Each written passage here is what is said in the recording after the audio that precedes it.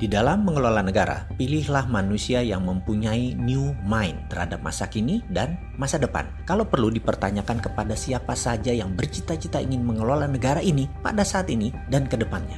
Pertanyaannya sederhana, apakah sekarang dunia masuk ke resesi atau decoupling? Nah, bisa nggak dia jawab? Faham nggak dia? Rinci nggak jawabannya, memandang dan memberikan solusi kekinian? Kita bantu deh memberi gambaran sekilas agar pemimpin tersebut bisa menjawab. Resesi itu menghitungnya dari hal yang umum, pertumbuhan ekonomi negatif. Kebanyakan ekonomi negatif terjadi karena faktor eksternal, di mana pemerintah yang pola pikirnya sederhana tidak pernah siap dengan keterkejutan. Namun, kalau decoupling itu perubahan fundamental dalam parameter ekonomi makro dan dalam kehidupan manusia. Dan entah bagaimana sejak 6 bulan yang lalu saya mengatakan sekarang decoupling. Bahkan sebelum COVID dan resesi saya sudah mengatakan sekarang decoupling. Ada kok rekam jejaknya saya mengatakan hal tersebut. Karena pendapat bahwa dunia decoupling atau bahasa sederhananya adalah keterputusan dengan masa lalu. Maka kelolaan organisasi harus berubah. Untuk hal ini sejak 1 tahun yang lalu organisasi kami sudah bergeser ke arah digital secara murni. Yang mana semua dibangun sejak 2018.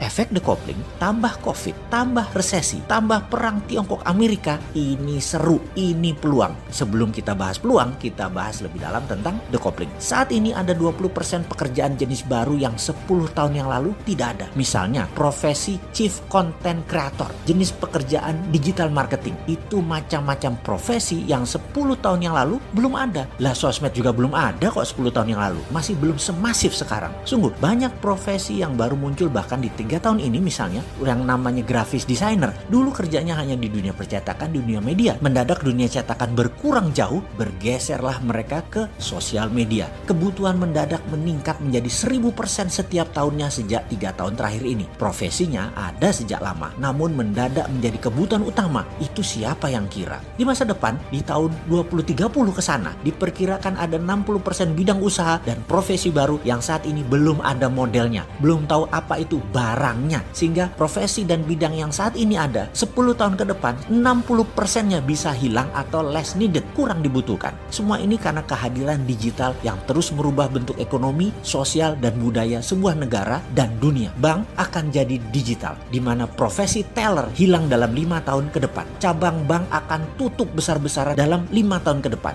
Banking berubah, dunia funding berubah, dunia lending berubah juga. Aturan mainnya semua berubah. Hakim lapangan atau otoritas keuangan mendadak bingung dengan caranya dan cepatnya tumbuh dunia digital. Mau disemprit karena offside, mereka main kasti. Ya nggak bisa disemprit lah. Dilarang di Indonesia, mereka buka di Singapura, main lewat udara, langsung global. Pemerintah Indonesia nggak bisa apa-apa juga. Apalagi pemerintah yang gagap tidak bervisi digital. Sering keloloten, gelegean, dan kagetan. Bahkan militer pun didigitalkan saat ini. Kalau pengelolanya agresif. Tentara garis depan itu robot, bisa droid, bisa manusia dengan robotic arm atau leg, atau pasti terkoneksi dengan satelit. Bener deh, kalau saya kan Sontoloyo, maka pasti saya ubah abis-abisan itu departemen sesuai dengan kebutuhan zaman. Pilar manajemen negara diwakili kementerian kita akan ubah. Ada 7 menteri utama yang mengerjakan Ipolek Sosbud Hankam. Departemen pertahanan berubah menjadi departemen perang atau Minister of War. 7 macam jenis perang harus punya deputinya.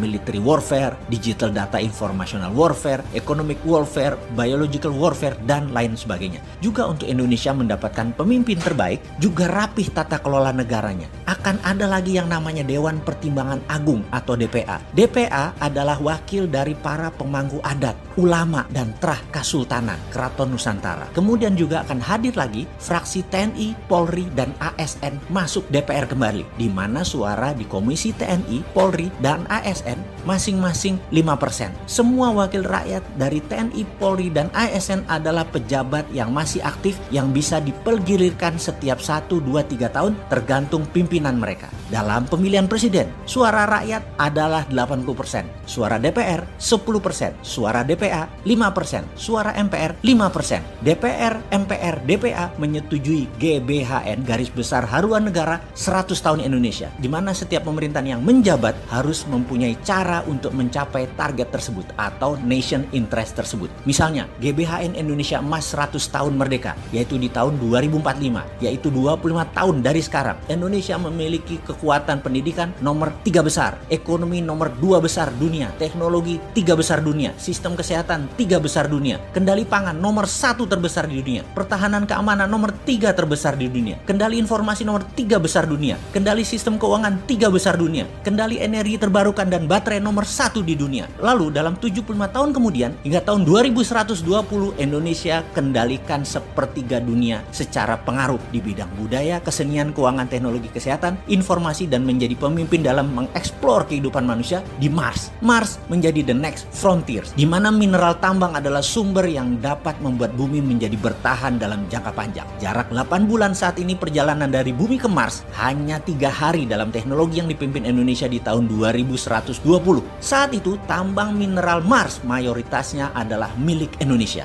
Ini sontoloyo kan otaknya? Ya begitulah kalau mau menang bernegaranya. Jangan menarget yang tanggung-tanggung. Masa mimpi aja nggak berani? Emang mimpi dibaserin?